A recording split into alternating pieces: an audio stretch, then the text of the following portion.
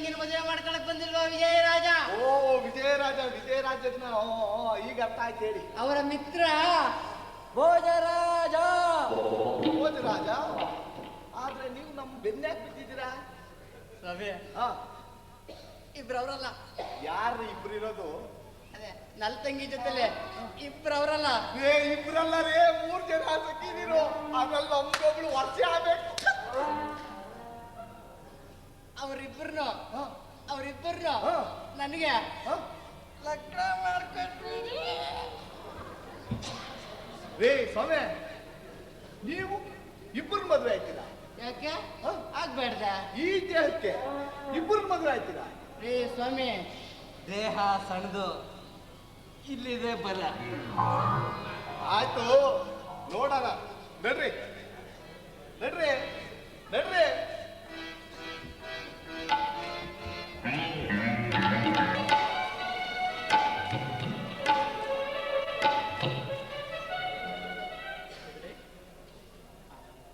ಬ್ರಾಹ್ಮಣೋತ್ತಮರೇ, ಲಗ್ನ ಕಾರ್ಯಕ್ಕೆ ಎಲ್ಲವೂ ಸಿದ್ಧವಾಗಿರುವುದೇ? ಸಿದ್ಧವಾಗಿರುವುದು. ವಧುವರರನ್ನು ಕರೆತಂದ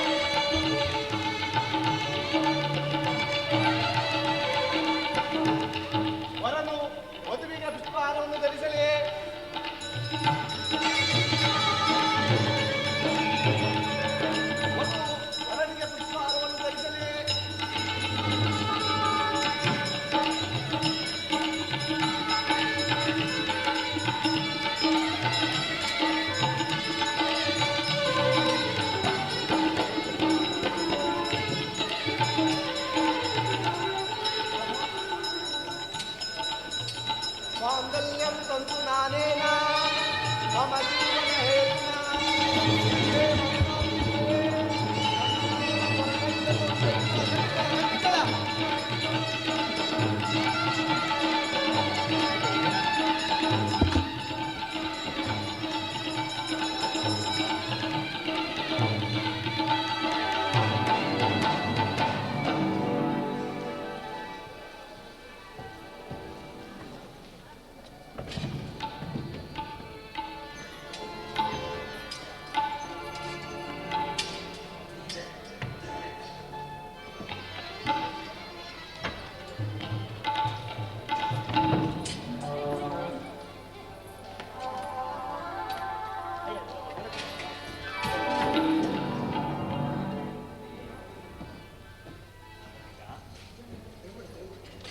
ರಾಜಕುಮಾರರನ್ನು ಮದುವೆಯಾಗಲು ಒಪ್ಪದ ನೀನು ನನ್ನನ್ನು ಮಾತ್ರ ಒಂದೇ ಶೃಂಗಸಭೆಯಲ್ಲಿ ಒಪ್ಪಿಕೊಳ್ಳಲು ಕಾರಣವೇನು ಯುವತಿ?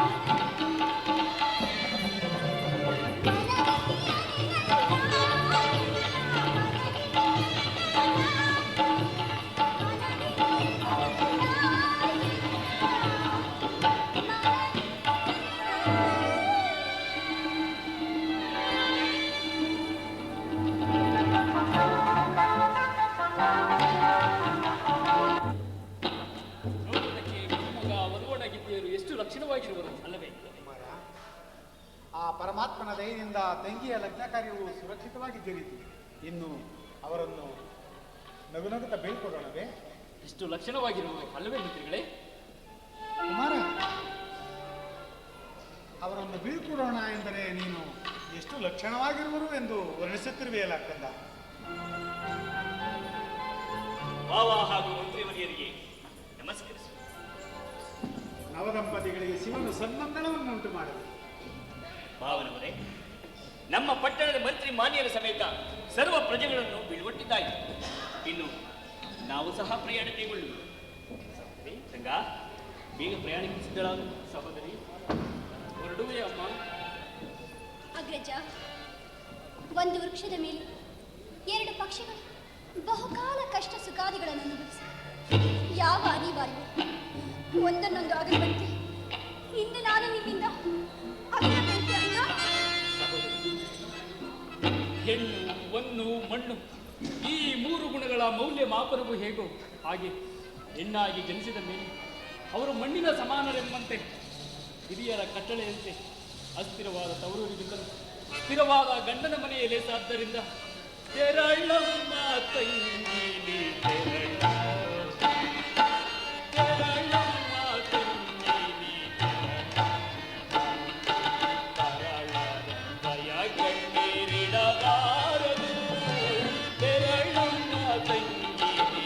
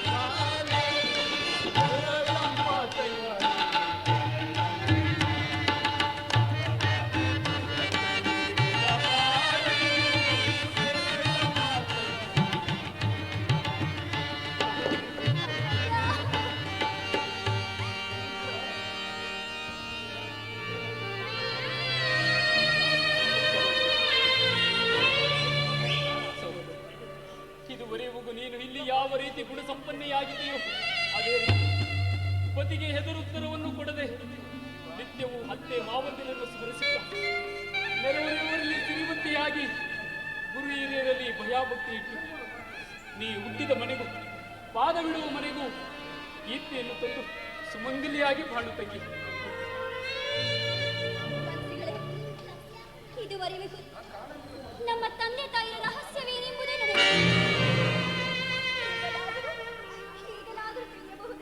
ಬೇಡ ತಾಯಿ, ಈಗ ವಿಚಾರವು ಬೇಡ. ಹೊರಡು ತಾಯಿ, ನಗು ನಗುತ್ತಾ ನಿನ್ನ ಪತಿಯೊಡನೆ ಹೊರಡು ತಾಯಿ.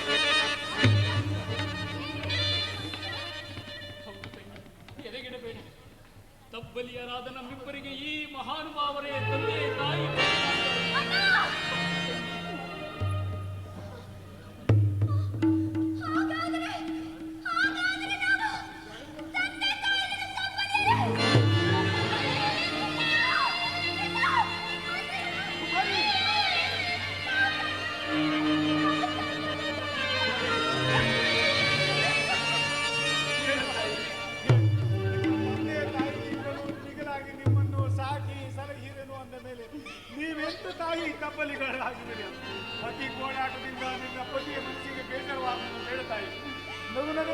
ತಾಯಿ ನಗು ನಗುತ್ತ ಹೊರಡು.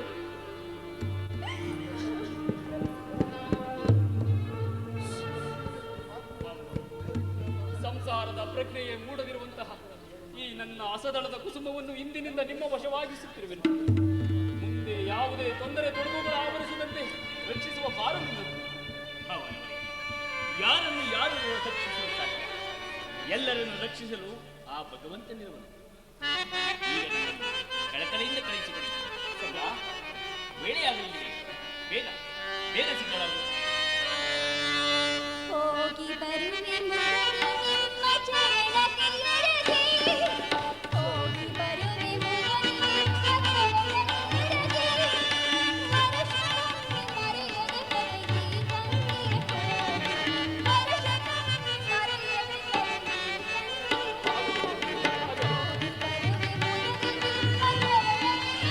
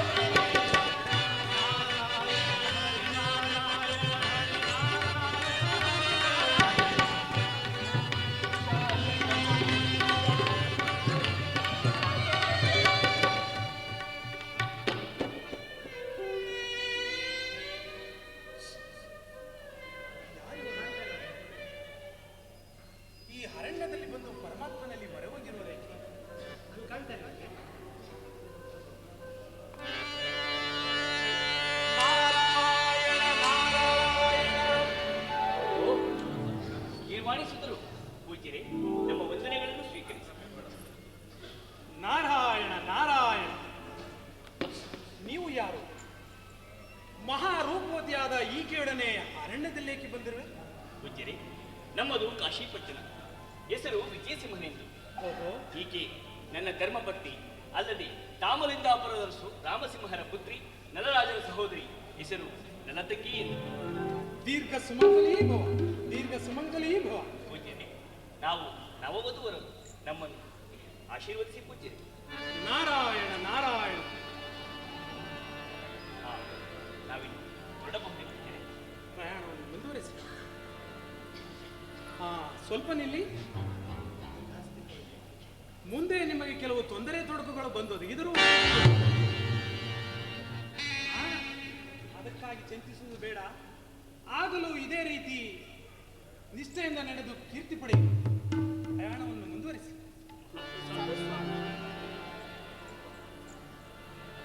ನಾರಾಯಣ ನಾರಾಯಣ. ಎಂಥ ಸತ್ಯವಂತಿರುವುದು. ಇಂಥ ಯೌವನ ವಯಸ್ಸಿನಲ್ಲಿ ಇಷ್ಟೊಂದು ದೈವಭಕ್ತಿ. ಇವರ ವಿನಯತನದ ಮಹತ್ವವನ್ನು ಜಗತ್ತಿಗೆ ತೋರ್ಪಡಿಸುವುದು. ಅದು ಸರಿ, ಹೇಗೆ ತೋರ್ಪಡಿಸುವುದು? ನಾರಾಯಣ ನಾರಾಯಣ. ನನ್ನ ಕನವರಿಕೆ ಕಾರ್ಯಕ್ಕೆ ಶನಿದೇವರ ದೊರೆತಂತಾಯಿತು.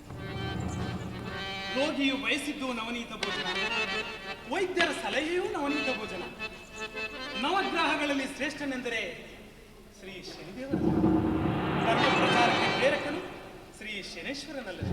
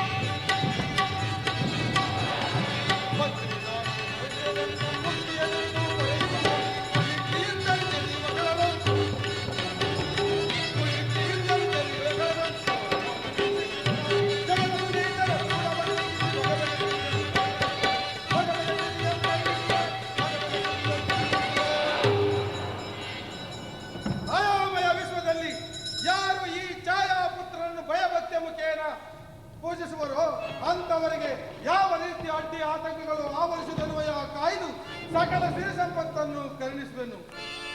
ಇಷ್ಟಲ್ಲದೆ ಯಾರು ಯಾವಾತನು ನನ್ನ ಮಹಿಮೆಯನ್ನು ತಿರಸ್ಕರಿಸಿ ದುರಹಂಕಾರದಿಂದ ಮೇಲೇಳಿಸುವರೋ ಅಂತವರ ಪ್ರಾಣಾಯಾಮದಲ್ಲಿ ಪ್ರವೇಶಿಸಿ ಅವರ ದೇಹದ ಅಂಗಾಂಗಗಳನ್ನು ಭಂಗಿಗೊಳಿಸಿ ಜಲದ ಆಶ್ರಯ ಕಳೆದುಕೊಂಡ ಕ್ರಿಮಿಗಳಂತೆ ವೀರವೀರನ್ನು ಒದ್ದಾಡಿಸುತ್ತಿರುವುದಿಲ್ಲ.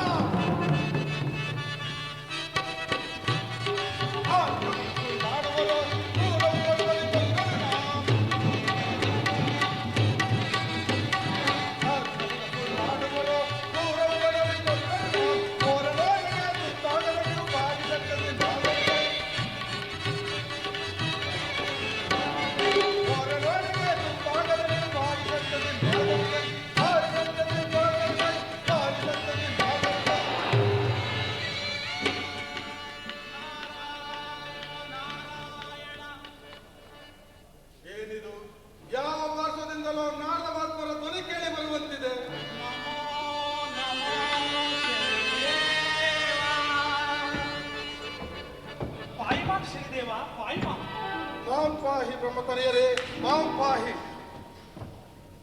ಇದೇನು ಮಹಾತ್ಮ, ಯಾವ ಕಾರ್ಯದ ನಿಮಿತ್ತವೋ ಓರ್ವನೇ ಗಗನ ಮಾರ್ಗದಲ್ಲಿ ನಿಂತು ಯಾರ ಮೇಲೋ ಓರೆ ನೋಟ ಬೀರುವಂತಿದೆ? ಅಂತದ್ದೇನು ಗಿರುವಾಣಿಸುತ್ತದೆ. ದೇವಲೋಕದ ಕಡೆಗೆ ಹೊರಟಿದನು, ಅಷ್ಟರಲ್ಲಿ ನಿಮ್ಮ ಆಗಮನವಾಯಿತು. ನಾರಾಯಣ ನಾರಾಯಣ. ಪೂಜ್ಯರೇ, ದೇವರಾಜನ ಸಭೆಯಿಂದ ಬಂದಂತಿದೆ.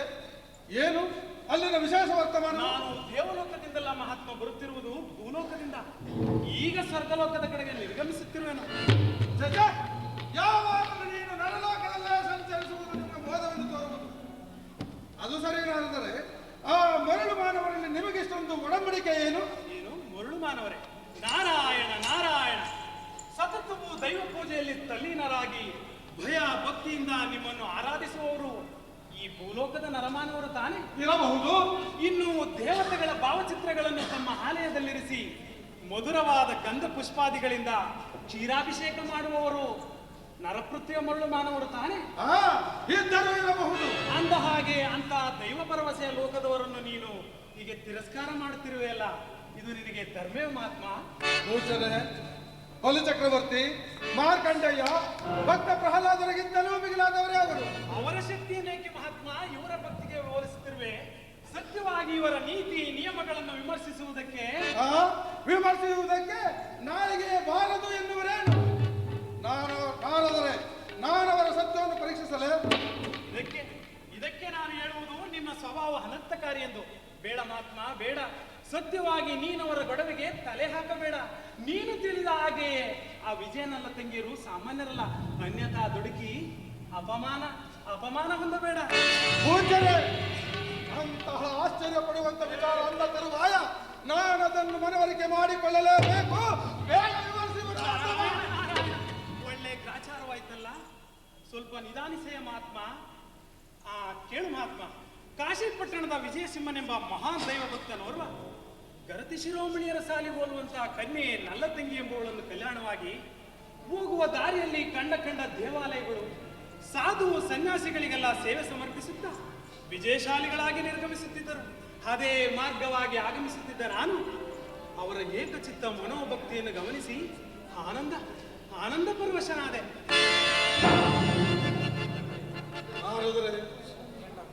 ಈ ಕೆಂಡಾಕ್ಷದರ ಪ್ರಭಾವವನ್ನು ಅರಿಯದೆ ಮತ್ತೊಮ್ಮೆ ನನ್ನ ಪುಂಡಲರಿ ಮೇಲೆ ನನ್ನೆದುರು ನಿನ್ನ ಕೆಂಡಾಕ್ಷಿ ಕಿರಣಗಳ ಆರಾಟ ಚೀರಾಟಗಳೆಲ್ಲವೂ ಅಸಾಮರ್ಥರು, ದೈವಾರಾಧಕರು ಆದ ಸೌಜನ್ಯಪರ ಮೇಲೆ ಎಂಬುದನ್ನು ನಾನು ಬಲ್ಲೆನು. ಸಾಕು ಸುಮ್ಮನಿರು. ಈ ಹಿಂದೆ ನೀನು ಅನೇಕ ರಾಜ ಮಹಾರಾಜರುಗಳನ್ನು ಸತ್ಯಮಾಪನ ಮಾಡಲು ಹೋಗಿ ಅಪಮಾನವಂತಲಿಲ್ಲವೇ? ಅದನ್ನು